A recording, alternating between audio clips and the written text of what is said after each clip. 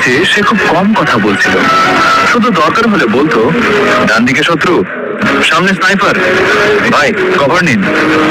তার কথা শুনে আমরা সহজেই ম্যাচটা জিতে গেলাম। ম্যাচ শেষে আমি তাকে ফ্রেন্ড রিকোয়েস্ট পাঠালাম, সে অ্যাকসেপ্ট করলো। তারপর থেকে প্রায় প্রতিদিনই আমরা একসঙ্গে খেলতে লাগলাম। ধীরে ধীরে বুঝলাম ছেলেটা খুব শান্ত স্বভাবের, কখনো কাউকে খারাপ ভাষায় কথা বলতো না।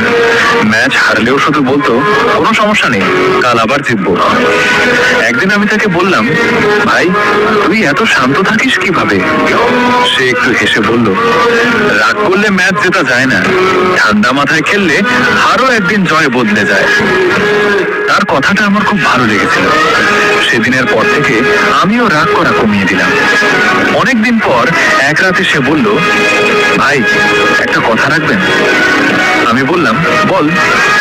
সে বলল, যেদিন দেখবেন টিমে কেউ নতুন আর সবাই তাকে বকা দিচ্ছে, সেদিন আপনি তার পাশে দাঁড়াবেন।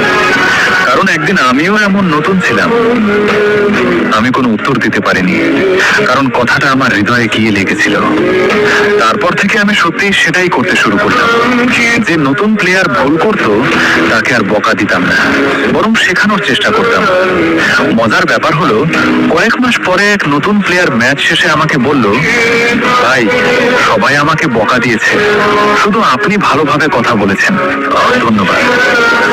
আমি তখন হঠাৎ রায়হানের কথা মনে করলাম। সেদিন বুঝলাম একজন ভালো মানুষের একটা ছোট্ট শিক্ষা কত মানুষের জীবন বদলে দিতে পারে। আজও রায়হানের সঙ্গে আমার মাঝে মাঝে খেলা হয়।